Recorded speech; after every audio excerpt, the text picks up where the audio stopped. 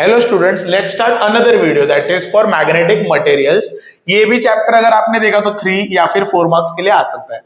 इसके ना बहुत सारे क्वेश्चंस लिख के दूंगा मैं आपको, बट प्रीवियस ईयर अगर आपने पेपर देखा तो वो अनएक्सपेक्टेड था। तो उसमें ना एक डोमेन थ्योरी करके एक ही क्वेश्चन आया था 4 मार्क का, ओके, लास्ट क्वेश्चन में। तो इसको स्टार्ट कैसे करेंगे, एकदम ईजी है। फर्स्ट पार्ट जो है ना, फर्स्ट पार्ट ये चैप्टर में आप जब स्टार्ट करोगे तो आपने डायरेक्ट जाना चाहिए पेज नंबर 254 पे। पेज नंबर 254 पे डायरेक्ट जंप करो, उसमें एम ऑर्बिटल से लेके जितना डेरिवेशन है वो पूरा प्रैक्टिस करो। उसके अंदर आपको है ना टर्म्स मिलेंगे, जस्ट एक गायरोमैग्नेटिक रेशियो वाला एक टर्म मिलेगा। मतलब यही पेज पे ना आपको बहुत सारे मार्क्स मिलेंगे। It will be 1 mark and 2 mark के क्वेश्चंस। पेज नंबर याद रखो, इसका सारा पार्ट करना है। ओके, ये चैप्टर स्टार्ट करने time. First is gyromagnetic ratio. Gyromagnetic ratio, जिसको अगर ये नहीं मिला समझो गायरोमैग्नेटिक रेशियो क्या है, तो इजी है। न्यूमेरिकल नंबर, जब एग्जांपल नंबर 11.2 देखो, वो आपको गायरोमैग्नेटिक रेशियो मिलेगा। ओके, सेकंड क्वेश्चन जो ये पेज पे है, that question is bore magneton. That question is BM करके रहेगा, bore magneton. Okay, bore magneton. आपको ये पेज पे सारा कुछ मिलेगा, उसका शॉर्टकट BM लिखते हैं। नेक्स्ट अगर देखा तो ये चैप्टर में important question is magnetisation. Magnetisation, उसका है ना डेफिनेशन देख के रखो, definition and SI unit. Magnetisation का definition and SI unit you should practise, ये आया हुआ क्वेश्चन है। उसके साथ साथ ससेप्टिबिलिटी जो रहता है, ससेप्टिबिलिटी जिसको शाय करके रीड करते हैं। ओके, इसके बेसिस पे ना 3 टाइप ऑफ मटेरियल, बिकॉज ये मैग्नेटिक मटेरियल का ही रिलेटेड है, तो इसके अंदर है ना ससेप्टिबिलिटी का वैल्यू फॉर डायामैग्नेटिक, ससेप्टिबिलिटी का value for paramagnetic and susceptibility का value for ferromagnetic. This you should practice.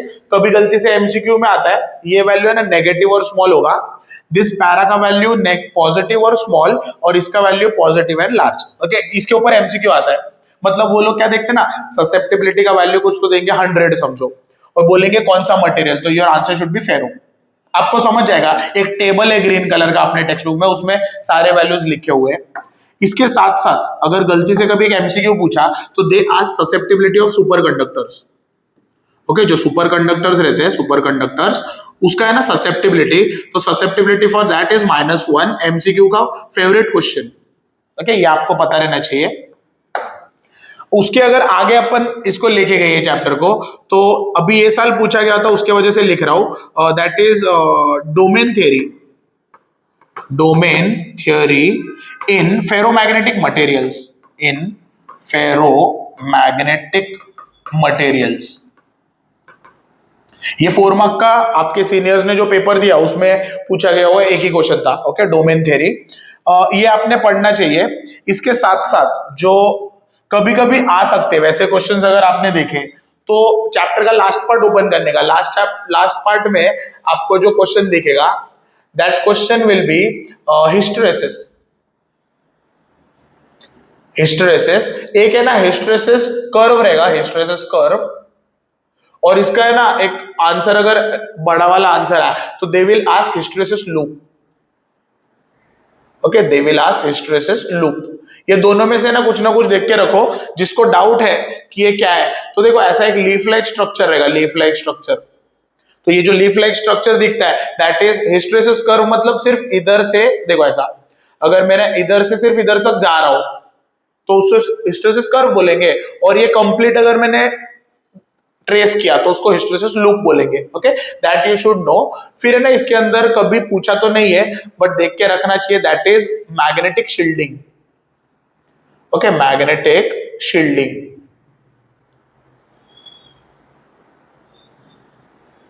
Magnetic shielding, this you should practise. ये जो इतने इंपॉर्टेंट नहीं है, ये चैप्टर में से अगर न्यूमेरिकल देखा आपने तो न्यूमेरिकल 11.2 गायरोमैग्नेटिक रेशियो देखो, और इसमें से तो ज्यादा न्यूमेरिकल्स नहीं आएंगे, MCQ और थ्योरी आएगा। ओके, आई होप कि आपको ये वाला भी चैप्टर क्लियर हुआ हो।